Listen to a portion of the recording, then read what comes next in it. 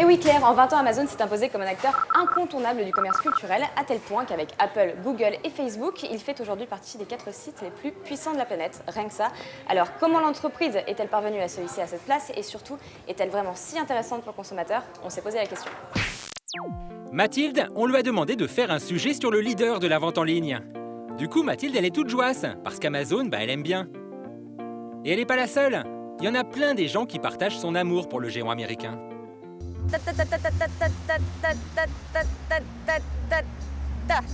Bonjour!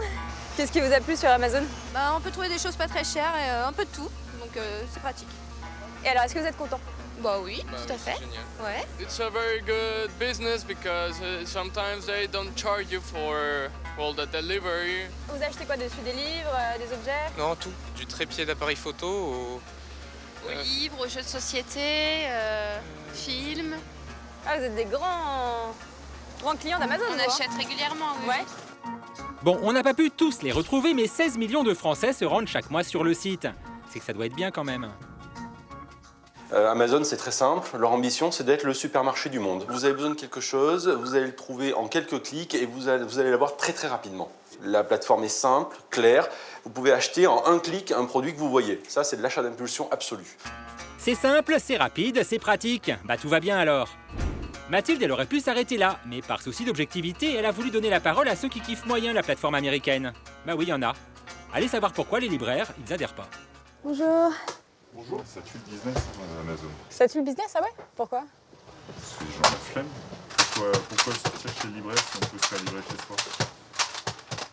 Bah ouais, c'est vrai. Puis en plus, ils livrent vite. Ça va, n'en rajoutez pas. Et oui, forcément, eux, ils mettent plutôt en avant la défense du petit commerce. Les librairies, elles ferment les unes après les autres. Ça fait perdre une richesse, un lien social entre habitants à l'intérieur d'un même quartier. Après, il y a aussi tout ce qui est conseil client, des choses comme un libraire qui aime son métier. Je pense qu'on peut transmettre des choses, tout simplement. Et voilà classique, dès qu'il y a une petite société qui fonctionne, on l'accuse de tous les maux. Fermeture des librairies, concurrence déloyale, déficit de la sécu, trou dans la couche d'ozone, assassinat de Kennedy. Au syndicat des libraires, ils ont expliqué pourquoi. Enfin, eux, c'est plutôt la concurrence déloyale qui les chiffonne. Les libraires considèrent qu'Amazon ne joue pas les règles du jeu professionnel. Ils estiment qu'ils subissent une sorte de concurrence déloyale. La première raison de cette concurrence déloyale, elle est fiscale. Le libraire de votre quartier, il paye l'intégralité de ses impôts, ce qui n'est pas le cas, d'Amazon, puisqu'Amazon a localisé au Luxembourg, on en parle beaucoup actuellement, mais la majorité de ses activités. Donc Amazon ne paye en France, quasiment pas d'impôt sur son activité. Ah oui, mais il faut les comprendre, c'est joli le Luxembourg aussi. La stratégie d'Amazon, en France comme dans les autres pays du monde, c'est casser les prix, et à la fin, il en restera bien quelque chose, c'est-à-dire ce qu'il en restera, c'est un marché décimé où les concurrents auront rendu leurs armes parce que financièrement, ils ne peuvent pas suivre. Et donc l'objectif d'Amazon, c'est d'avoir un quasi-monopole. Aux États-Unis, ils n'en sont pas loin, sur la vente de livres physiques et numériques. Ok, mais casser les prix pour nous consommateurs, c'est plutôt bien, non? Eh ben non, il y en a encore qui se plaignent. Aux États-Unis, il y a quelques années, il y a eu une guerre des couches culottes. Une start-up a voulu lancer une logique de couches moins chères. Eh bien, Amazon n'a pas aimé, donc ils sont rentrés dans une guerre avec eux. Et à chaque fois qu'il y avait un prix de fixé, Amazon fixait le même prix, 1 euro de moins, enfin $1 de moins. Et ainsi de suite, jusqu'à ce que la start-up soit complètement exsangue, prise à la gorge, et soit rachetée par Amazon. Oui, mais ça c'était aux States. En France, nos gentils politiques ont souhaité protéger les librairies. L'an dernier, ils ont voté à l'unanimité une loi pour encadrer le prix de vente des livres. Vous allez chez votre libraire indépendant, il vous vend un livre et il a la possibilité de faire un rabais de 5%, mais maxima 5%. Si vous êtes un vendeur de livres en ligne, vous ne pouvez plus faire le rabais de 5% et vous êtes tenu d'inclure les frais de transport. Et ça, combiné au fait que le prix du livre en France est unique et fixé par l'éditeur, ça arrange pas les affaires du géant américain.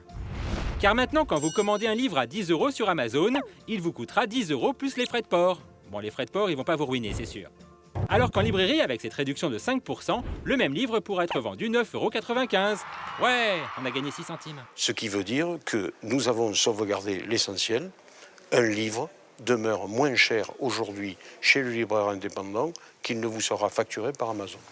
Comme on commençait à sentir une légère hostilité vis-à-vis d'Amazon, Mathilde elle a voulu les prévenir et les faire réagir si possible. Je vous appelais car je prépare un sujet sur Amazon pour l'émission On n'est plus des pigeons et j'aurais souhaité en discuter avec vous pour notamment faire une demande d'interview d'un responsable d'Amazon dans le cadre de ce sujet.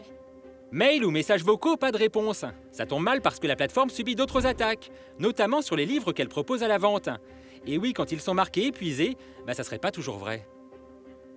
Par exemple, moi je suis éditeur et Amazon exige que je lui envoie tous les jours à mes frais des livres et en lui faisant une remise d'enfer.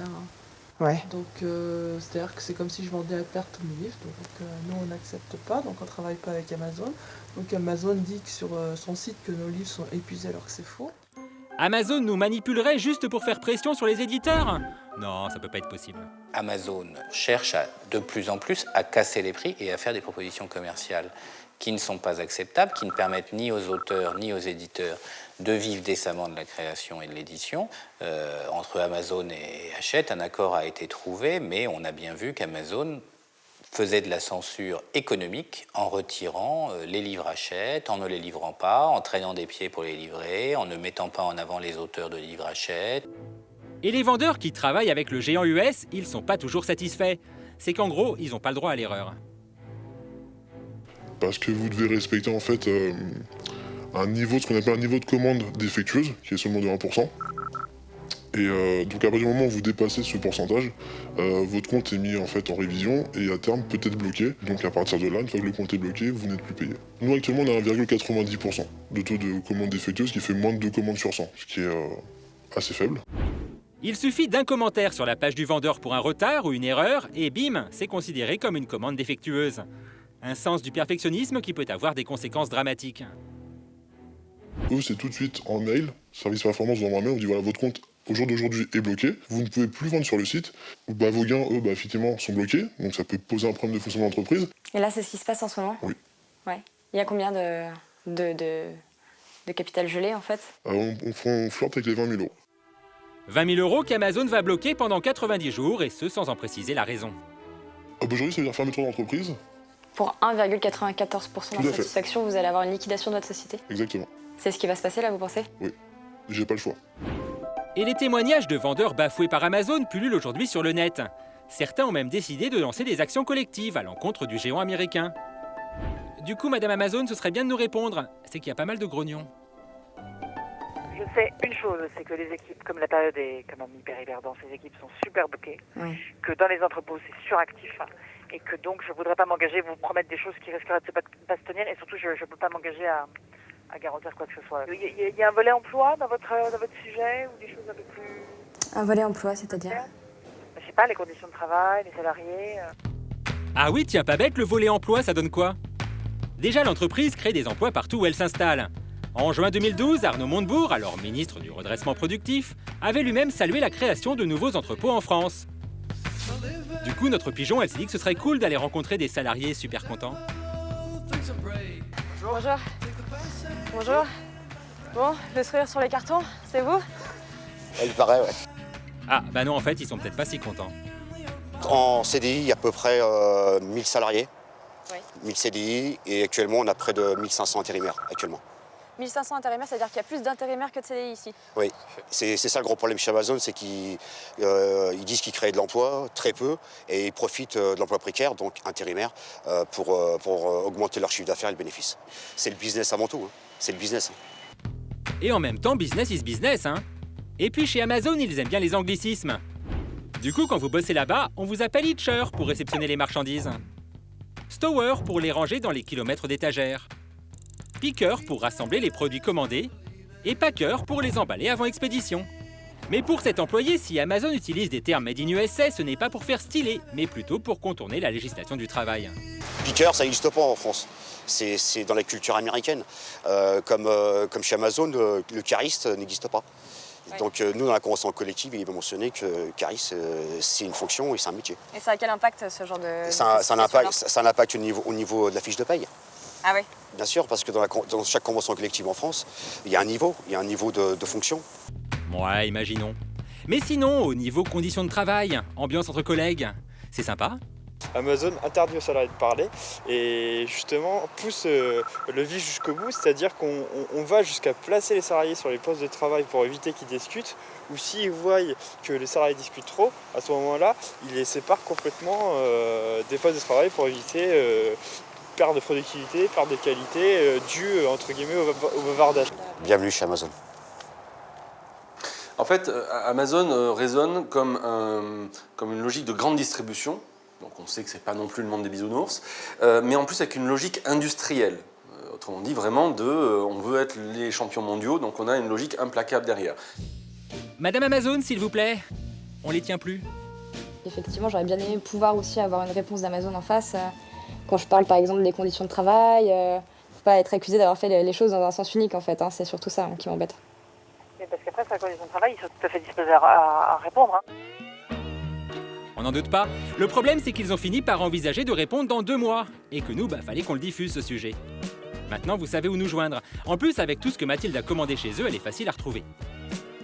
Bah oui, c'est qu'on y fait quand même de bonnes affaires. Même si, pour certains, ça pourrait ne pas durer.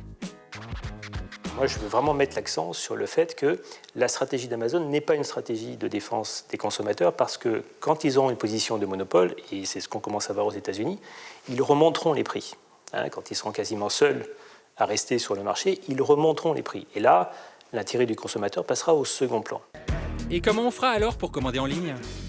Aux États-Unis, en Noël dernier, il y a un site qui est apparu qui s'appelle anonymousamazon.org. Et l'idée, c'était de dire, voilà, il y a des alternatives à Amazon. Vous pouvez consommer différemment qu'en allant sur Amazon. Voici la liste des magasins en ligne où vous pouvez aller et consommer autrement que sur Amazon. Donc il y a des alternatives comme ça qui apparaissent, qui essayent de faire le contrepoids, mais on est vraiment face à un immense rouleau compresseur. Madame Amazon, vous ne voulez vraiment pas répondre à toutes ces vilaines attaques ? Allez, on est sympa, un email suffira. Pas de dispo, même par email d'un porte-parole. Même par email, les gens sont débordés, ça prend trop de temps quoi. Exactement. Même si ça peut paraître idiot, mais ils ont vraiment beaucoup de choses. Bon au moins on aura essayé. Alors sinon, vous pouvez aller faire vos emplettes dans des magasins. Avec des vrais gens dedans. Bonjour. Ça lui a fait tout drôle à Mathilde.